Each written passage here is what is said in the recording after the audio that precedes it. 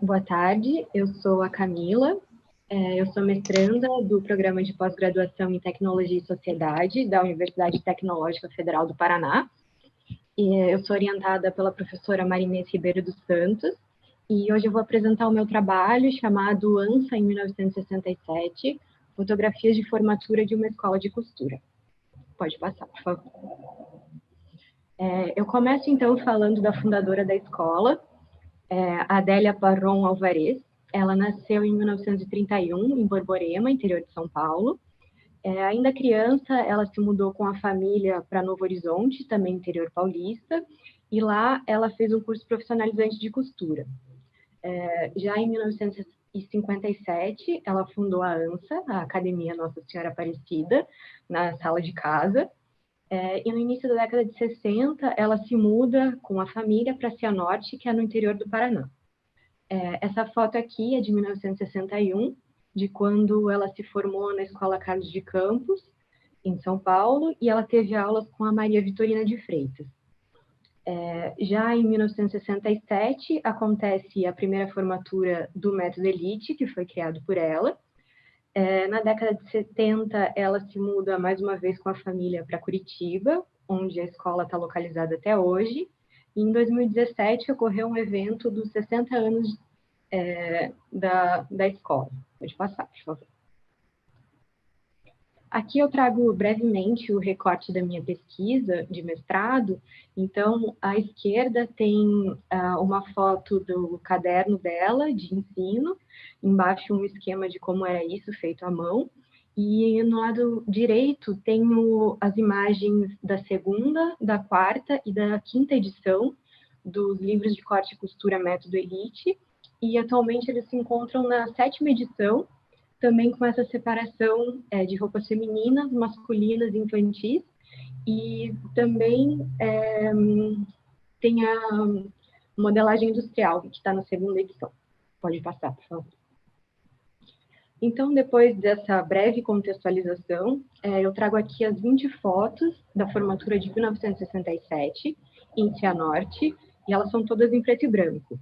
Eu tive acesso a elas através do vídeo comemorativo dos 60 anos da escola, e eu preciso pontuar que essas imagens, elas pertencem, então, ao acervo da escola, e eu tive acesso a elas só de forma digital. Então, eu não tive contato com a materialidade impressa das fotos. Pode passar, por favor. Aqui eu trago umas breves reflexões sobre as imagens, então eu começo com o Peter Buck, que ele fala que as imagens, assim como os textos e testemunhos orais, constituem-se numa forma importante de evidência histórica. E ele também afirma que as imagens, elas capturam aspectos da cultura material que seriam muito difíceis de serem reconstituídos de outra forma, atestando que as fotografias, elas são muito valiosas na reconstrução da cultura cotidiana das pessoas comuns, porque as pessoas comuns dificilmente têm uma preocupação em retratar isso, em guardar e documentar. Então, é uma forma importante de a gente poder acessar esses dados de coisas que não existem mais. Pode passar, por favor.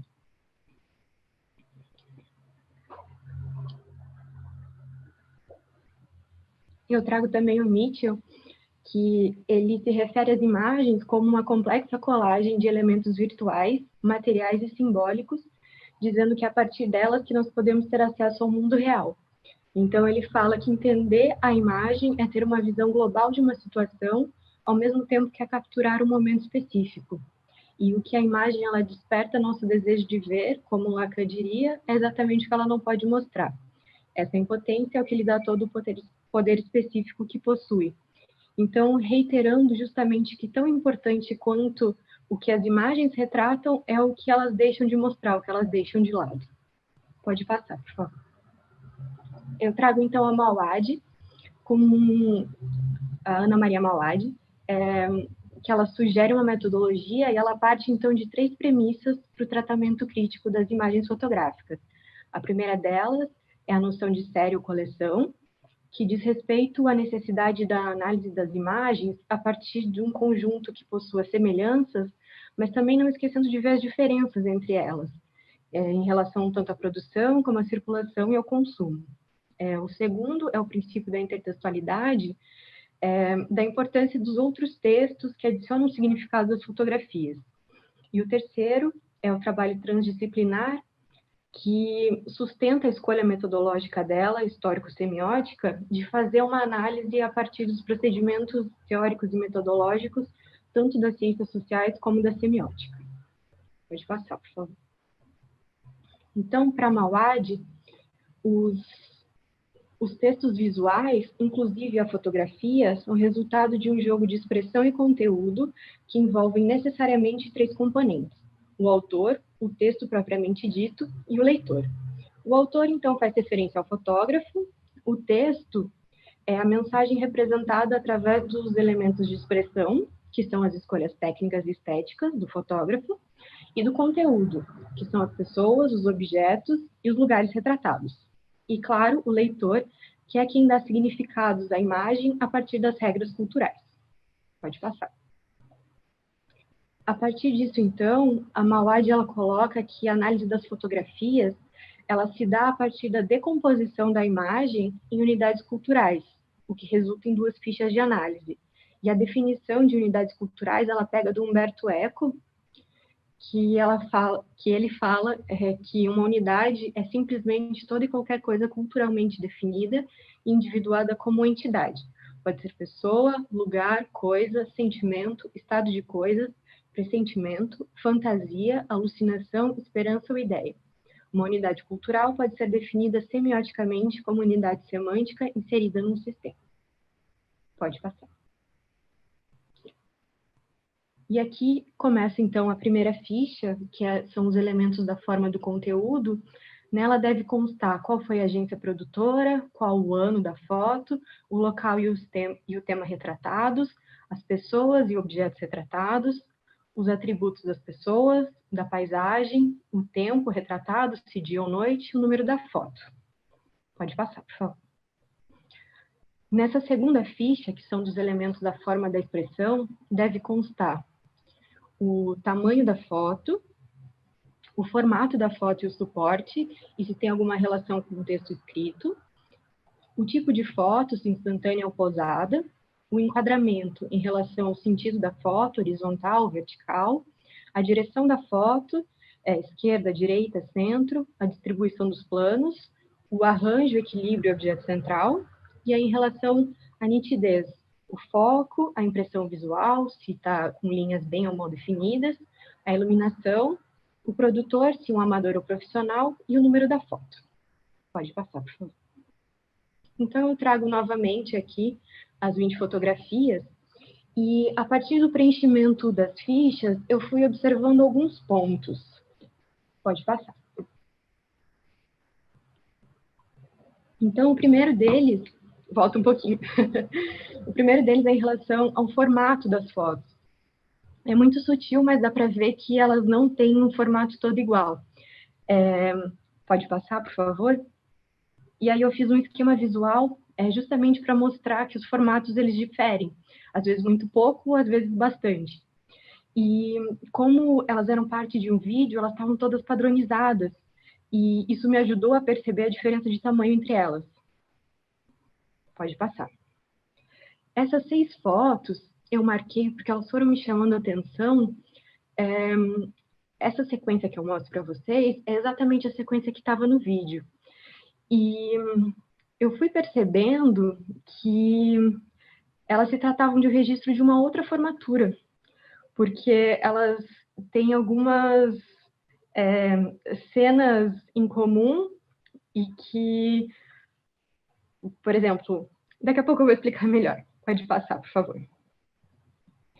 O primeiro indício que eu tive de que eram 2 formaturas diferentes foi o vestido de Adélia e os laços das formandas. Então, na foto à esquerda, a Adélia está com um vestido com um decote V, e as formandas elas estão com uma camisa sem nenhum adorno. E no lado direito, a Adélia está com um vestido com uma gola padre e as formandas possuem um laço na gola da camisa. Pode passar. Esse foi outro detalhe que me chamou bastante atenção, que é a mesa de doces, que são duas mesas diferentes e os ambientes também são diferentes. Pode passar. Aqui o terceiro e o que mais me chamou a atenção é que na esquerda, na foto, as duas são as fotos oficiais, com os formandos segurando o diploma, e na esquerda há um formando, um rapaz, e na direita são só moças. Então, isso me fez chegar à conclusão de que não se tratava de uma formatura só, mas de duas. Pode passar, por favor. Aqui, então, eu trago o conjunto de 6 imagens, o que eu defino a formatura 1967/1. E eu consigo afirmar isso porque eu fiz uma entrevista com a Adélia, que não foi exclusivamente sobre esse conjunto de fotografias, mas ela me falou que ela teve muitos alunos ao longo dos anos e que nesse período, enquanto ela dava aula em Cianorte, as aulas duravam 1 ano. Então, eu acredito que podia ser uma formatura do primeiro semestre e a outra formatura do segundo semestre. Agora pode passar, por favor. Esse aqui é o primeiro conjunto de fotos da formatura Elite de 1967/2. Eu considero isso porque na placa que a formanda carrega, tem a data ali. Está difícil de ver, mas diz 16 de dezembro de 1967, salve a turma do Método Elite Cianorte. Então, eu separei essas fotos porque elas estão mostrando as formandas indo para o palco e recebendo seus diplomas, então, como uma primeira parte da formatura. Pode passar. E aqui o segundo conjunto, com as fotos oficiais da turma e esse momento de celebração. Pode passar. Como considerações, eu trouxe uma versão bem compacta das fichas de análise, e em relação ao conteúdo, me chama a atenção que há muitas mulheres retratadas nas fotos. Então, tanto formandas, professora, convidadas, e depois disso há algumas crianças e poucos homens. As alunas também elas são bastante jovens, então a Adélia me falou que elas tinham entre 12, 14 e 15 anos, e claro que o fato de haverem 36 formandas e um formando só ao longo de 1 ano é bastante relevante. Aí, em relação à expressão, quanto ao enquadramento das fotos, todas são horizontais, a grande maioria tem direção central e radial e possui 3 planos. E quanto à nitidez, o objeto central normalmente está no foco, as linhas são definidas ou bem definidas, e a iluminação é clara com sombra. Pode passar. Aí, por fim, as minhas considerações finais é de que eu reafirmo o valor das fotografias como evidência histórica e a importância de observar a falta das imagens, o que não está ali. Eu acredito que seria muito enriquecedor ter uma nova entrevista com a Adélia para saber alguns outros detalhes, tanto quem tirou as fotos, se ela tem o contato dessa pessoa, se ela tem acesso a isso. E, por fim, eu acredito que a presença majoritariamente feminina nos documentos imagéticos apresentados reforça a noção da costura como uma prática e como um ambiente feminino. Pode passar. As minhas referências, pode passar. Muito obrigada.